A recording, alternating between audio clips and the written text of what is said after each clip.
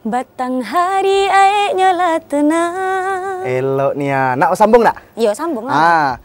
Biarpun tenang deraslah ke tepi. Kami sambung lagi. Boleh.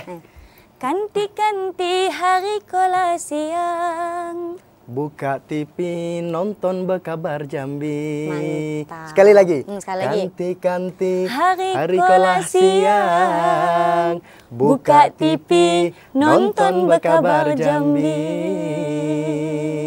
Assalamualaikum warahmatullahi wabarakatuh. Apa kabar datuk-datuk, nyai-nyai, uak-uak, bujang, gadis galoy lah. Galoy, disapa galoy. Jangan sampai ada yang kecil hati. Ya, betul. Mudah-mudahan dalam keadaan sehat walafiat. Amin ya Allah. Ada macam mana kabar? Alhamdulillah Mamat sehat.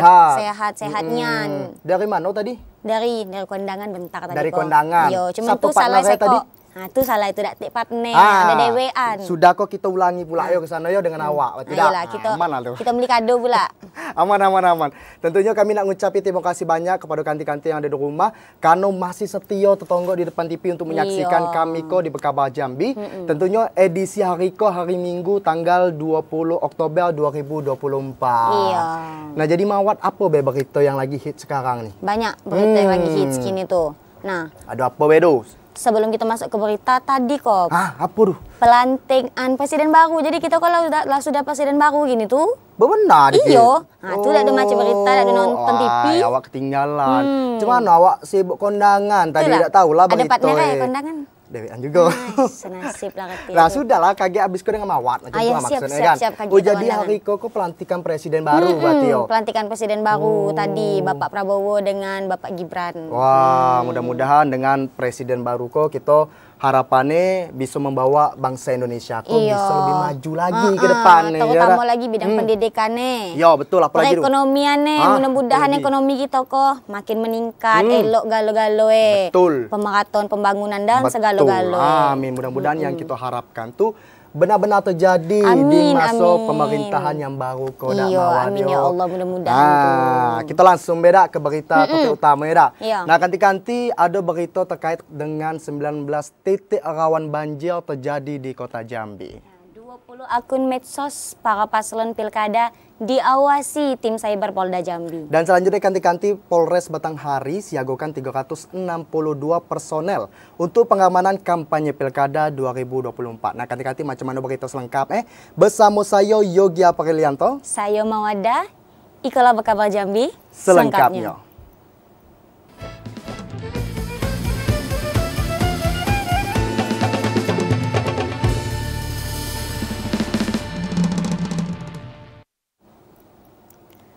Memasuki berita pertama, intensitas curah hujan yang meningkat dalam beberapa hari terakhir berdampak langsung pada luasan lahan yang terbakar di Provinsi Jambi. Luasan lahan yang terbakar saat itu telah mencapai 1078,50 hektar. Insiden kebakaran hutan dan lahan di Provinsi Jambi mulai berangsur berkurang sejak beberapa pekan terakhir. Mulai berkurangnya kebakaran hutan dan lahan itu disinyalir disebabkan tinggi intensitas curah hujan yang terjadi di sejumlah kabupaten kota di Provinsi Jambi. Menurut data milik Badan Penanggulangan Bencana Daerah Provinsi Jambi, luasan lahan yang terbakar di Provinsi Jambi pada saat itu mencapai 1078,50 hektar atau naik 14 hektar dibandingkan 2 pekan sebelumnya. Dari luasan lahan itu ditemukan di Kabupaten Muaro Jambi sebanyak 389,36 hektar, Kabupaten Sarolangun 293,10 hektar, di Batanghari 152,32 hektar, kemudian di Kabupaten Merangin sebanyak 77,77 hektar, di Tebo 64,70 hektar, Kabupaten Tanjung Jabung Barat 33,92 hektar, Bungo 24,80 hektar, Tanjung Jabung Timur 21,54 hektar, sementara di Kota Jambi berkisar 17 hektar. Meski saat itu tengah berada di peralihan musim kemarau ke musim penghujan, masyarakat diimbau untuk tidak membakar hutan dan lahan di Provinsi Jambi. Ashar TVRI Jambi melaporkan. Nanti persoalan genangan air atau banjir dadakan masih menjadi perhatian saat musim hujan. Ada sekitar 19 titik daerah rawan banjir di Kota Jambi yang akan ditangani dalam waktu dekat. Banjir dadakan dan juga genangan air masih menjadi ancaman bagi sebagian masyarakat di Kota Jambi saat musim hujan. Pasalnya, setiap hujan lebat yang mengguyur Kota Jambi lebih dari 2 jam akan mendapat banjir yang merendam rumah warga. Berdasarkan hasil pemetaan Dinas Pekerjaan Umum dan Perumahan Rakyat Kota Jambi, sebanyak 15 titik daerah rawan banjir yang menjadi perhatian, seperti di Kampung Banjir kawasan Jelutung, Kambang, Kota Baru dan beberapa daerah lainnya. Kepala Dinas PUPR Kota Jambi, Momon Sukmana Fitra mengatakan, pihaknya telah melakukan kerjasama dengan Dinas PUPR Provinsi dan BWSS untuk mengentaskan banjir di Kota Jambi. Titik-titik rawan banjir tersebut akan ditangani dengan cara pelebaran drainase dan lain sebagainya. Penanganan 19 titik rawan banjir itu akan dilakukan secara bertahap dan diharapkan banjir atau genangan air di Kota Jambi dapat diminimalisir dengan baik. Joko TVRI Jambi melaporkan. Berita selanjutnya, harga jual ikan air tawar di pasar tradisional atas Sarolangun naik. Kenaikan harga ikan bervariasi tergantung asal pasokan ikan yang masuk ke pasaran. Harga ikan air tawar di pasar tradisional atas Sarolangun berfluktuatif dalam beberapa bulan terakhir. Kondisi itu tidak terlepas dari pasokan ikan yang datang dari luar daerah seperti Lubuk Linggau dan Sumatera Barat yang sering kosong. Seorang pedagang ikan Karman mengatakan biasanya ikan mas dijual Rp35.000 hingga Rp38.000 per kilogram. Kini naik mendadak menjadi Rp40.000 hingga Rp45.000 per kilogram.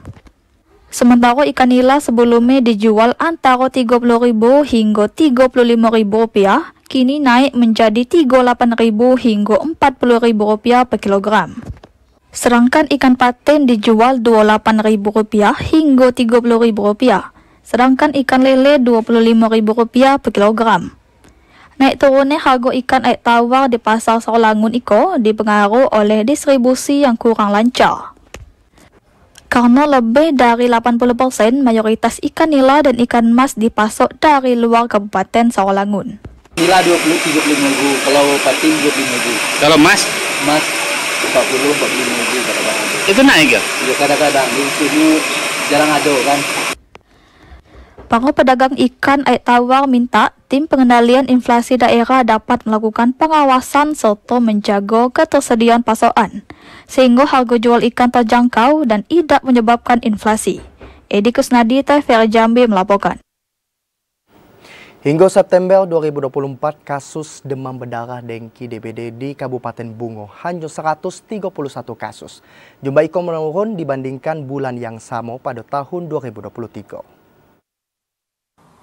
Berdasarkan data Dinas Kesehatan Kabupaten Bungo, jumlah kasus DBD pada Januari hingga September 2024 hanya 131 kasus. Jumlah itu menurun dibandingkan bulan yang sama pada tahun 2023 mencapai 143 kasus. Dari jumlah kasus tersebut, tidak ada pasien DBD yang meninggal dunia sehingga tidak termasuk dalam kejadian luar biasa atau KLB. Kabid P2PL Rahmat Fitri mengatakan, penurunan kasus DBD pada periode Januari hingga September tahun ini dikarenakan Pemkab Bungo melalui Dinas Kesehatan telah melakukan berbagai upaya antisipasi, salah satunya melalui program pemberantasan sarang nyamuk PSN 4M+ yang melibatkan kader-kader lingkungan. Selain itu, Dinkes juga melibatkan juru pemantau jentik jumantik baik pihak keluarga maupun sekolah.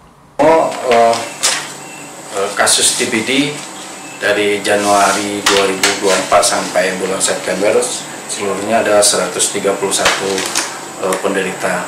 Dari jumlah kasus DBD itu, kasus tertinggi terjadi pada Januari mencapai 35 kasus.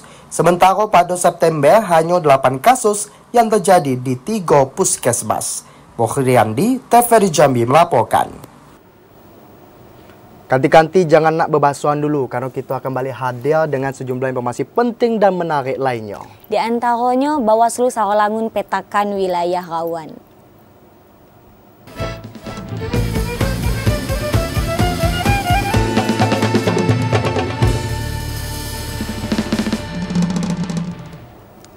Terima kasih ganti-ganti masih setia bersama dengan kami di Berkabar Jambi.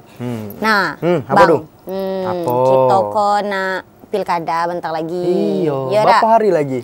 Nggak ada pula hitungan hari, nggak ada tahu ngitungin. Kini kok bulan 10, bulan 11. Tanggal 27 November Iyo, 2024. berarti sebulan lagi, sebulan Yo, lebih. Sebulan lebih lah lagi lah. Cuman abang tu lah ada lah rasa-rasa hati tu nak milih siapa nak dipilih. Wah, lado lah. Cuma nyap-nyap baby hati bayan tahu. Iyo nian lah. Kalau orang lain tahu kagik kok, lain pula cerita ya yo, yang penting kita kok mengimbau baik pada masyarakat kok. Iyo. Walaupun misalnya kita kok beda pilihan, beda yang nak dijagoi, tetap Iyo. kita kok harus pilkada dengan aman dan damai. Iya, betul, Yo, Nian. tak boleh kita ngusik orang dengan pilihannya. Kontestasi harus sehat, Bang, yo. harus Iya, sehat, harus sehat. supaya juga melahirkan pemimpin yang elok juga, Nah, iya, yang betul. adil, yang bisa membawa kemajuan untuk daerah kita. Nah, Iya. apa cerita sebenarnya? Nah, terkait dari cerita pilkada kok Bang yo. apa? Nah, ternyata KPU kok telah menetapkan 796 TPS pada pilkada serentak tahun 2024. Sementara untuk memastikan lokasi TPS berada pada daerah aman dari bencana, KPU dalam waktu dekat akan menggelar rapat pemetaan lokasi rawan banjir. Menyikapi prediksi BMKG tentang puncak musim hujan yang bertepatan dengan hari pemungutan suara pada 27 November, Komisi Pemilihan Umum Kabupaten Muaro Jambi bakal segera menggelar rapat bersama stakeholder terutama BPBD dalam memetakan lokasi rawan banjir. Sehingga pada penetapan lokasi TPS yang dilakukan oleh jajaran penyelenggara hingga di tingkat desa jauh dari lokasi rawan banjir. Baik banjir dampak dari tinggi muka air sungai Batanghari maupun dampak dari tinggi intensitas hujan. Komisioner KPU Divisi Hukum dan Pengawasan Supriyadi mengatakan, selain menentukan titik lokasi TPS, KPU juga memetakan tempat penyimpanan sementara logistik yang didistribusikan KPU satu hari menjelang pemungutan suara. Sehingga lokasi yang ditentukan benar-benar aman dan jauh dari bencana alam. Dan kepada KPPS nanti bahwa dalam mendirikan atau menitik titik lokasi dari TPS itu sendiri minimal berada di tempat yang tinggi yang tidak mudah tergenang oleh air. Supriyadi juga menegaskan dalam pendistribusian logistik pemilihan kepala daerah serentak 2024, KPU Muaro Jambi bakal menggunakan dua transportasi yaitu truk dan kapal mengingat sebagian wilayah Muaro Jambi ada yang menyeberangi Sungai Batanghari. Azam Afnan, TVRI Jambi melaporkan. Bawaslu Kabupaten Sarolangun telah lakukan pemetaan sejumlah wilayah baik desa maupun dusun yang rawan bencana alam jelang pelaksanaan Pilkada 2024. Iko dilakukan biak bisa diantisipasi bila mana terjadi bencana saat pencoblosan tanggal 27 November 2024. Di Provinsi Jambi, Kabupaten Sarolangun menjadi daerah dengan indeks kerawanan pemilu, pemilihan kepala daerah, gubernur dan wakil gubernur, serta bupati dan wakil bupati tahun 2024 berada di peringkat pertama. Kondisi itu tidak terlepas dari evaluasi pemilihan umum 14 Februari 2024 kemarin. Ketua Bawaslu Kabupaten Sarolangun, Mudrika mengatakan, pemetaan potensi kerawanan bencana alam dalam pemilu berdasarkan pertimbangan dengan merinci wilayah yang berdasarkan jarak dan geografis serta wilayah blind spot. Kecamatan Batang Asai di wilayah Magabatin Pangembang serta Kecamatan Limun di wilayah Maga Bukit Bulan masuk dalam kategori wilayah rawan longsor serta banjir. Sementara ada beberapa titik ruas jalan antar desa menuju Kecamatan Limun bila masih musim hujan akan dikenangi banjir, sehingga akan menyulitkan kendaraan distribusi logistik. Sedangkan di wilayah Kecamatan Pau menuju Desa Sepintun, sulit dilalui kendaraan saat musim hujan. Biasanya bulan-bulan November itu kan hari hujan. Berkaca dengan pemilu yang lalu, kita sudah memetakan daerah-daerah yang rawan bencana alam seperti Batang Asai, Limun di atas, air hitam ada di itu dan menimbulkan. Pelaksanaan Pilkada tanggal 27 November 2024 diprediksi sedang berada di puncak musim hujan.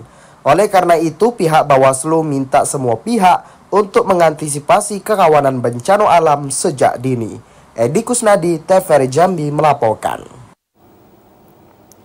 Tim Subdit 5 Cyber Polda Jambi ngawasi kurang lebih puluhan anggota media sosial resmi peserta pilkada. Dalam menciptakan pemilu damai, sejauh itu dalam pengawasan tersebut belum ditemukan adanya kampanye negatif dan hitam di dunia maya.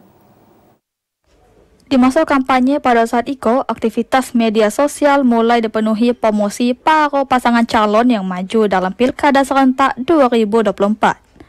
Para paslon mulai menginformasikan kegiatan mereka masing-masing.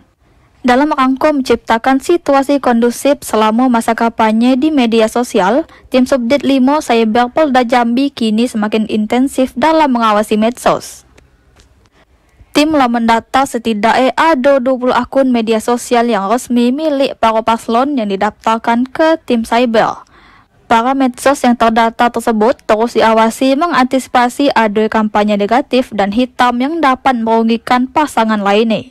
Kasubdit 5 Cyber di Treskrimsus Polda Jambi, AKBP Reza Khomeini mengatakan meski sudah dipenuhi isu politik, namun situasi masih terpantau aman. Belum ada laporan mengenai kampanye hitam dan negatif di media sosial. AKBP Reza menegaskan tim cyber terus memantau pergerakan pengguna medsos. Tim cyber juga meminta masyarakat untuk melaporkan jika terdapat aktivitas medsos yang meresahkan ke Cyber Polda Jambi. Ari Haryono, TVRI Jambi melaporkan.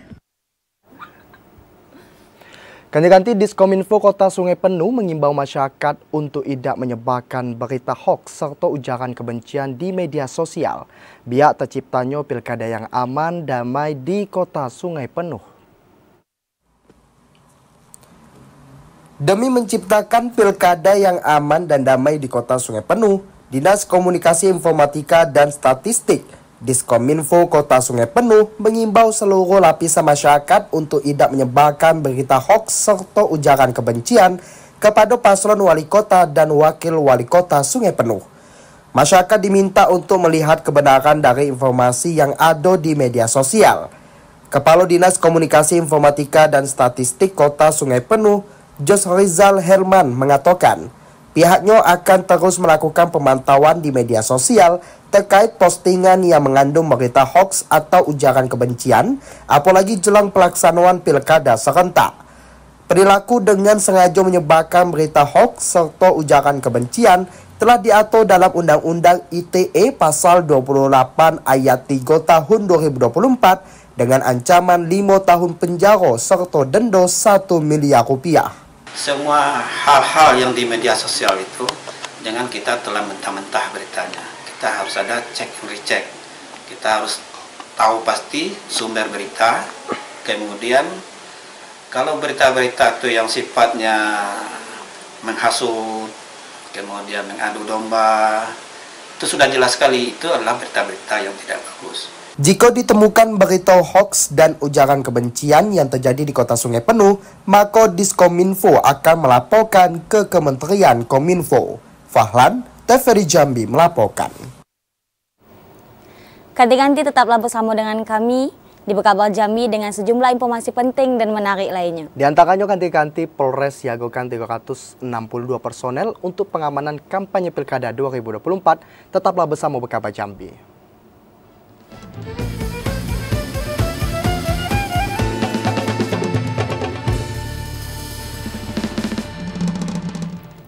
Terima kasih ganti-ganti masih setia dengan kami di Bekabal Jambi.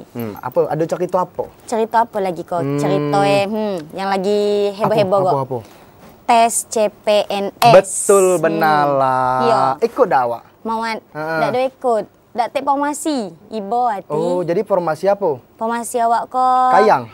Yo, kayang. Push up. Push up ya. Nah, jadi ada cerita apa tentang apa CPNS kok, tes CPNS? Tentang CPNS kok. Nah, di mana kok kini kok nak tes CPNS ayo. Nah, di berita kita yang kali kok pejabat Bupati Tanjung Jabung Barat minta seluruh aparatur sipil negara ASN lingkup Sekretariat Daerah Tanjung Jabung Barat menjaga netralitas selama proses pelaksanaan pemilu 2024. Sanksi tegas menanti bila ada ASN terlibat praktis selama pemilu berlangsung. PJ Bupati Tanjung Jabung Barat Muhammad Ferry Kusnadi imbau seluruh aparatur sipil negara ASN dan komponen masyarakat agar tetap menjaga dan menciptakan pemilu aman, damai dan tidak percaya berita bohong. Khususnya untuk ASN agar tetap bersikap netral atau tidak terlibat politik praktis, karena sanksi tegas bakal menanti. Menjaga netralitas dalam pemilu serentak tahun 2024 menjadi tanggung jawab seluruh ASN, sehingga pemilu berjalan lancar tanpa ada gejolak. Netralitas memiliki prinsip tidak berpihak dan bebas dari pengaruh siapapun. Pasalnya jika ASN tidak netral, tentu bakal berpengaruh dalam pelayanan publik. ASN juga diminta untuk berhati-hati dalam menggunakan media sosial selama suasana kampanye pemilu berlangsung. Karena ASN tidak diperbolehkan melakukan kampanye sosialisasi di media berupa posting, komentar, membagikan tautan dan melakukan gerak simbol-simbol tertentu yang mengarah pada salah satu calon. Didi Haryadi, TVRI Jambi melaporkan. Polres Batanghari siagakan 362 personel untuk pengamanan kampanye Pilkada serentak tahun 2024. Kapolres Batanghari AKBP Singgi Hermawan mengatakan pihaknya masih terus berkomitmen dalam memaksimalkan pengamanan pilkada, khususnya pada tahapan kampanye yang kini tengah bergulir. Dari 515 personel kepolisian yang bersiaga di Mapolres Batanghari, terdapat 362 personel terlibat dalam setiap pengamanan pilkada serentak. Sementara siswa menjadi personel cadangan yang apabila dibutuhkan pengamanan ekstra di tengah jalannya tahapan pilkada serentak. Selain pengamanan, Polres Batanghari juga berkoordinasi dengan masing-masing tim penghubung paslon terkait jadwal kampanye. Koordinasi itu sebagai bentuk persiapan jumlah personel yang dibutuhkan saat pengamanan kampanye berlangsung. Terima kasih untuk pilkada ini, kami sebenarnya seluruhnya satu Polres Batanghari ini 512 personel siap siaga. Yang terlibat adalah 362 personel, sisanya adalah cadangan apabila diperlukan kegiatan yang memang memerlukan anggota di lain. AKBP Singgi mengimbau setiap pendukung paslon untuk dapat melaksanakan kampanye dengan tertib, aman dan damai tanpa harus menimbulkan gejolak yang dapat mengganggu Kaptimmas. Adi Juniawan, TVRI Jambi melaporkan. Pejabat sementara Gubernur Jambi Sudirman mengajak seluruh masyarakat memanfaatkan hak suaranya pada Pilkada serentak 2024. Partisipasi masyarakat menjadi legitimasi dari keberhasilan penyelenggaraan pilkada yang baik dan demokratis. Masyarakat Provinsi Jambi diminta untuk menggunakan hak suaranya dalam memilih pemimpin daerah pada pelaksanaan pemilihan kepala daerah serentak tahun 2024. Hal tersebut ditekankan penjabat sementara Gubernur Jambi Sudirman sebagai upaya meningkatkan partisipasi pemilih di Provinsi Jambi guna meminimalisir angka golput. Sudirman mengungkapkan penyelenggaraan pilkada serentak itu merupakan bagian penting dalam keberlanjutan pelaksanaan pembangunan. Partisipasi masyarakat menjadi legitimasi dari keberhasilan penyelenggaraan pilkada yang baik dan demokratis. Pemprov bersama unsur Forkomimda Provinsi Jambi akan terus mengawal tahapan pilkada agar dapat berjalan aman dan lancar. Keikutsertaan masyarakat untuk membangun komitmen pilkada damai sangat diharapkan dalam upaya menjaga keberlangsungan roda pembangunan daerah. Pertama, kalau kaitannya dengan pilkada, atas nama pemerintah Provinsi Jambi selaku PJS Gubernur sesuai dengan arahan Pak Menteri mendorong agar masyarakat Provinsi Jambi untuk berpartisipasi dalam Pilkada 2024 ini tentunya dengan menggunakan hak suaranya dengan sebaik-baiknya. Pemungutan suara pilkada tahun 2024 baik untuk gubernur dan wakil gubernur, bupati dan wakil bupati serta wali kota dan wakil wali kota akan secara serentak dilakukan pada 27 November di seluruh Indonesia. Rini Atta, TVRI Jambi melaporkan. 2,7 juta surat suara pemilihan gubernur dan wakil gubernur Jambi tiba di KPU. Surat suara tersebut akan langsung didistribusikan ke kabupaten kota untuk pelipatan dan disortir. Komisi Pemilihan Umum KPU Provinsi Jambi lah nerima surat suara pemilihan gubernur dan wakil gubernur Jambi tahun 2024. 2,7 juta lembar surat suara lah tiba di KPU Provinsi Jambi pada Senin siang kemarin, 14 Oktober 2024. KPU Provinsi Jambi bakal distribusi surat suara iko ke KPU Kabupaten Kota supaya cepat dilakukan pelipatan dan nyote surat suara kalau ada yang rusak. Komisioner KPU Provinsi Jambi Fahru Rozi ngatakan, surat suara iko lah ditambah 2% dari total daftar pemilih tetap. Hal iko untuk mengantisipasi kalau ada kerusakan dan kekeliruan dalam pelaksanaan pemungutan suara. Jadi hari ini surat suara untuk pemilihan gubernur dan wakil gubernur yang sudah datang dari perusahaan langsung ke Jambi, nanti kita langsung distribusi ke kabupaten kota. Pelipatan dan sortir surat suara harus dilakukan cepat sama KPU Kabupaten Kota, sehingga kalau ada kerusakan juga bisa diajukan balik ke KPU RI. Joko TVRI Jambi melaporkan. KPU Batanghari saat Ikola membuka layanan daftar pemilih tambahan atau DPTB bagi masyarakat pindah pilih. Penyelenggara menekankan salah satu syarat dalam melakukan pindah milih yaitu pemilihlah terdaftar dalam DPTB. Layanan daftar pemilih tambahan atau DPTB bagi masyarakat yang akan melakukan pindah milih di luar TPS domisili saat itu mulai dibuka oleh KPU Batanghari. Sesuai ketentuan, layanan pindah milih hanya diprioritaskan kepada pemilih yang telah masuk dalam daftar pemilih tetap. Layanan pengurusan pindah milih pun dapat dilakukan di kantor KPU Kabupaten serta PPK dan PPS di wilayah setempat. Komisioner KPU Batanghari, Henry Handayani mengatakan ada dua kriteria waktu yang dapat dilakukan pada proses pindah milih, yaitu 30 hari sebelum pencoblosan atau tanggal 26 Oktober 2024, serta 7 hari sebelum pencoblosan yaitu 20 November 2024. Dengan syarat pemilih sedang menjalani tugas di luar wilayah domisili, sedang menjalankan rawat inap, menjalani hukuman pidana rutan atau lapas hingga tertimpa bencana.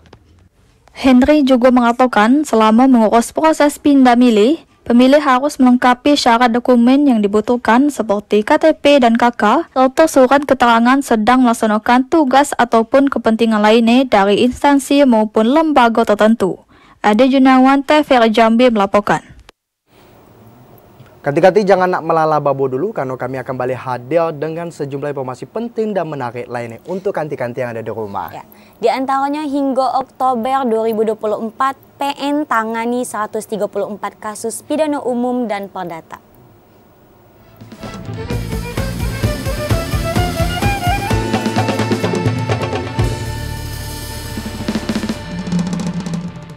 Terima kasih kanti-kanti karena masih setia tetangga di depan TV untuk menyaksikan kita kok di Bekaba Jambi. Apalagi kita kok kan gagah dan cantik dak ya. Makinlah penonton di sana tuh betah benalan ya. Nak benarnya lah pakai kopi. Apalagi aku gagah ni anak ya. Awak kon entahlah tercantik tidak dah tahu. Cantik tu lah. Apalagi kalau di sebelah awak cantik.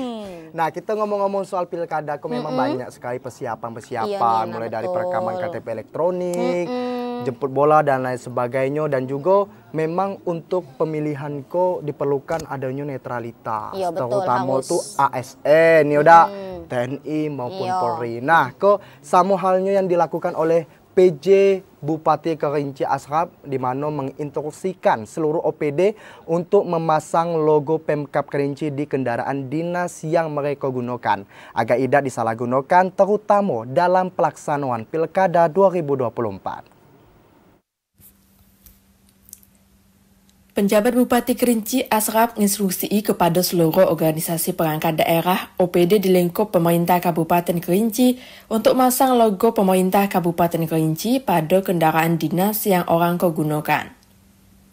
Kebijakan tersebut merupakan upaya pemerintah untuk mendorong transparansi dan pertanggungjawaban penggunaan aset daerah dan jaga netralitas aparatur sipil negara selama masa tahapan kampanye pilkada serentak tahun 2024. Dengan adanya logo di kendaraan dinas, masyarakat juga lebih mudah untuk mengenali dan melapor kalau terjadi penyalahgunaan fasilitas pemerintah. PJ Bupati Asraf mengatakan penggunaan kendaraan dinas harus disesuaikan dengan ketentuan yang berlaku dan tidak boleh digunakan untuk keperluan pribadi, terlebih untuk kepentingan politik.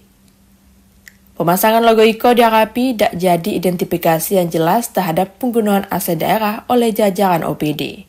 Dinas yang memang sudah kita surati agar tidak menggunakan atau menyalahgunakan fasilitas negara yang diberikan. Asraf juga nekani pentingnya pengawasan internal dari masing-masing kepala OPD untuk memastikan instruksi IKO dilaksanakan dengan baik. Dia juga mengingati kalau sanksi tegas bakal dikasih bagi yang melanggar ketentuan IKO. Ilwan, TPLI Jambi melaporkan. Periode Januari hingga Oktober 2024, Pengadilan Negeri Kota Sungai Penuh telah menangani 105 kasus pidana umum dan 29 kasus perdata. Di Kota Sungai Penuh dan Kabupaten Kerinci didominasi oleh kasus peredaran narkoba, pencurian, dan sengketa tanah. Pengadilan Negeri Kota Sungai Penuh mencatat ada 105 kasus pidana biasa dan 29 kasus perdata.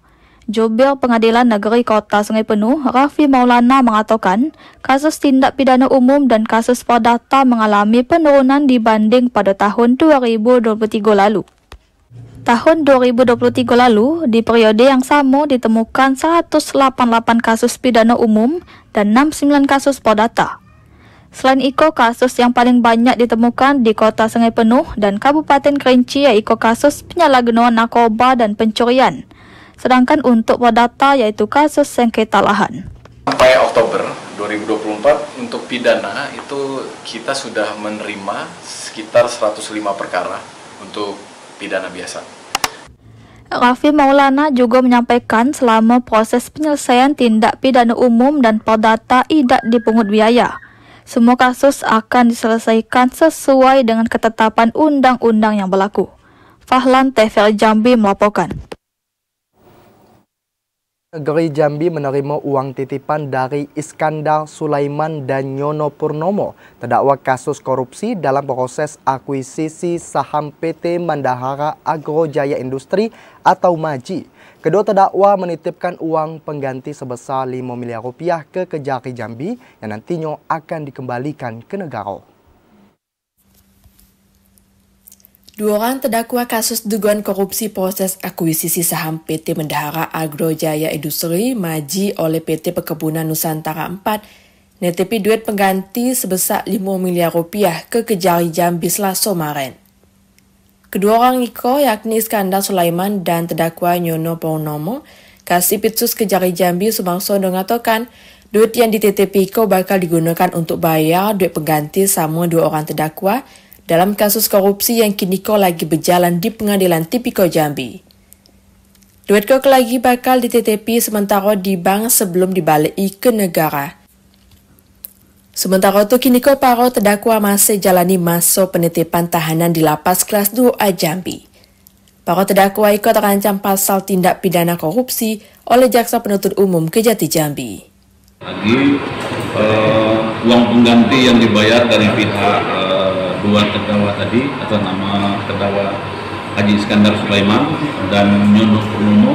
Dalam perkara yang disidik oleh penyidik Polda Jambi ngeduga ada markup atas akuisisi PT MAJI.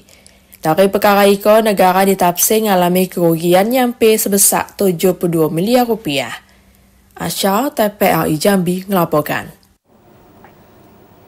Ganti-ganti tetaplah bersama Berkabar Jambi karena kami akan masih balik lagi di Sika. Jadi jangan nak ngeruit dulu dah. Iya, tak boleh ngeruit. Nah, kanti-kanti di antara puluhan pengendara terjaring razia dalam operasi Zebra. Tetaplah bersama Berkabar Jambi.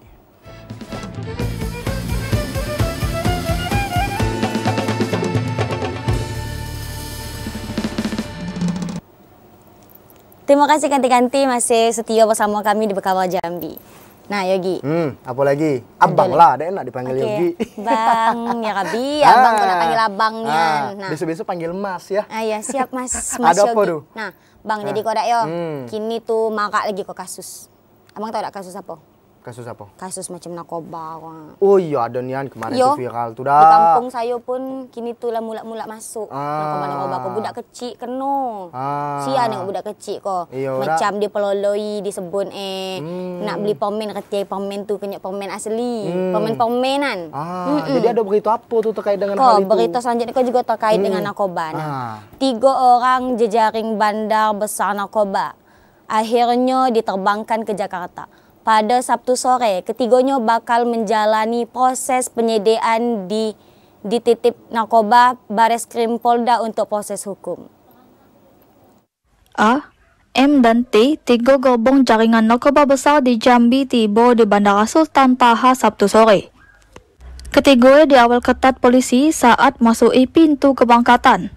Pasca ditangkap pada Jumat lalu, ketiga diterbangkan ke Jakarta untuk proses hukum lebih lanjut.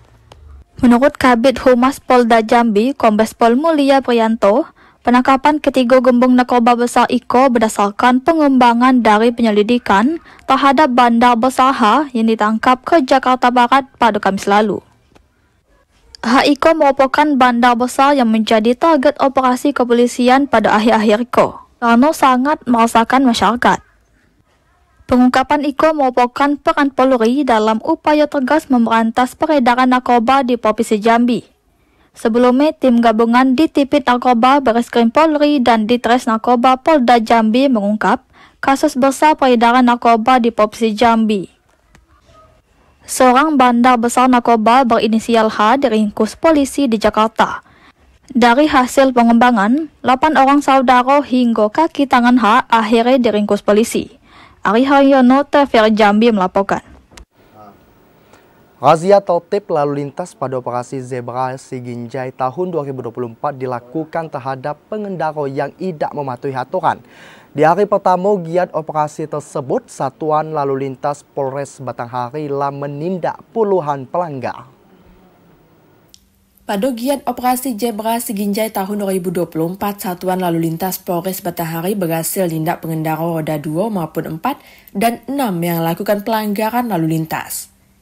Dari penindakan terhadap pelanggaran IKO, ada 22 pengendara yang dilakukan tilang di tempat, dengan mayoritas pelanggar merupakan pengendara roda 2. Kasat Lantas Polres Batanghari, Ibtu Agung Prasetyo mengatakan, tujuan giat IKO untuk menekan angka pelanggaran lalu lintas dan angka kecelakaan, sekaligus ngasih edukasi kepada warga tentang tertib berlalu lintas.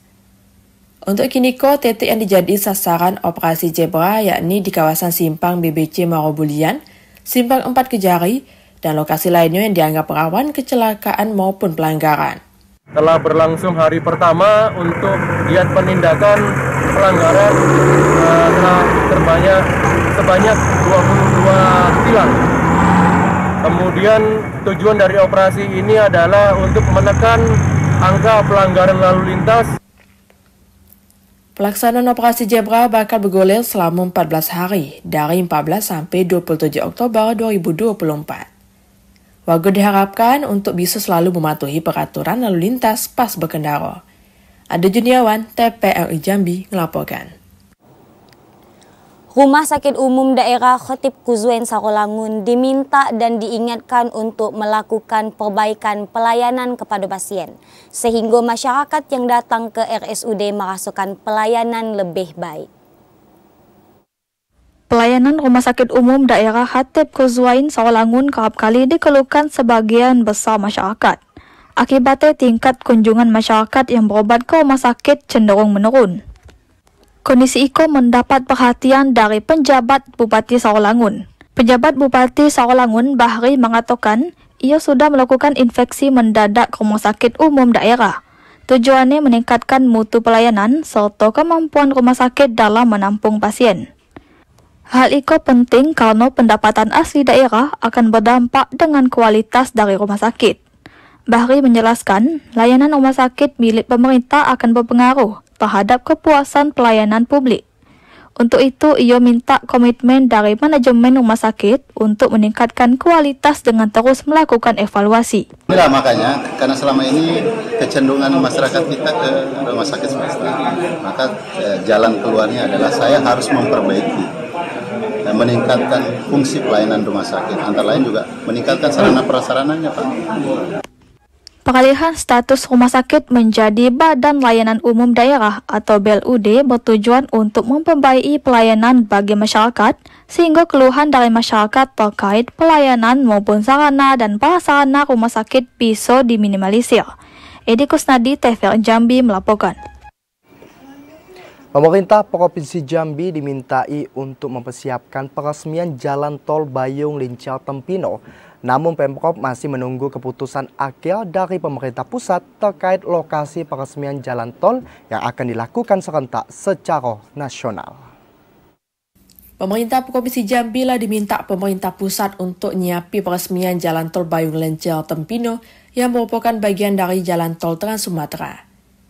Penjabat sementara Gubernur Jambi Sudirman mengatakan berdasarkan informasi terakhir yang diterima, peresmian itu bakal dilakukan pada 16 atau 17 Oktober 2024. Sementara untuk peresmiannya direncanakan bakal dilakukan sama Wakil Presiden Republik Indonesia Ma'ruf Amin. Tapi pemerintah Provinsi Jambi belum dapat memastikan apakah peresmian itu dilakukan langsung sama Wapres di Provinsi Jambi atau dari tempat lain. Pasalnya peresmian jalan tol direncanakan bakal dilakukan kolektif secara nasional, karena adanya proyek pembangunan jalan tol di beberapa daerah yang juga belum diresmi. Kita dapat informasi untuk penetapan peresmian itu diperkirakan antara tanggal 16 sampai 17 Oktober ya. Jalan tol Bayung Lincah Tempino punya panjang 33 km dan masuk dalam seksi 3 jalan tol Trans Sumatera Betung Tempino. Randy Arta, TVRI Jambi melaporkan. Sejumlah ruas jalan di kota Jambi mengalami kepadatan arus lalu lintas. Hal itu disebabkan karena meningkatnya rasio pengguna jalan raya, khususnya sepeda motor. Kepadatan arus lalu lintas di kota Jambi mulai terjadi, khususnya di sejumlah titik-titik di persimpangan. Kepadatan arus lalu lintas itu terjadi karena meningkatnya pengguna jalan. Berdasarkan rasio dari Dinas Perhubungan Kota Jambi, hampir semua masyarakat Kota Jambi memiliki kendaraan. Setidaknya dalam satu keluarga memiliki 2 kendaraan. Kepala Dinas Perhubungan Kota Jambi, Saleh Ridho mengatakan, meningkatnya jumlah kendaraan itu hampir tidak seimbang dengan kapasitas jalan, sehingga menyebabkan kepadatan arus lalu lintas di sejumlah titik. Terkait dengan kondisi lalu lintas Kota Jambi, kita tahu semakin hari jumlah peningkatan kendaraan signifikan, khususnya roda 2. Jadi dari data aja provinsi itu kurang lebih hampir 3 jutaan. Berarti kan Pihaknya juga akan menyediakan transportasi umum di tahun 2025 untuk masyarakat, sehingga kepadatan arus lalu lintas tidak semakin parah. Joko, TVRI Jambi melaporkan. Nah, Mawar, ada lagi berita yang nak kita sampaikan kepada kanti-kanti kita yang di rumah. Berita kita hari kok habis. Habis. Kalau nak nambah pula minggu depan ya tak? Iya, minggu depan hari lagi. Minggu jam 2 siang. Jam 2 siang. Ha, kalau kita tadi nyebut tak boleh ngeruit ya bahasa ya. Tak boleh ngeruit. Sudah nonton Kabar Jambi kau ngeruit lah. Ngelalar bebo lah. Ngelalar bebo lah ya. Mana sekala situ nak ke mana-mana. Iya tak? Langsung mari kita closing nak. Iya boleh. Kami ucapkan terima kasih banyak kepada kanti-kanti atas segala kebersamaannya. Dan saya Yogi Aprilianto. Saya Aulia Mawaddah bersama kerabat kerja yang bertugas pamit undur diri. Wassalamualaikum warahmatullahi wabarakatuh. Sampai jumpa.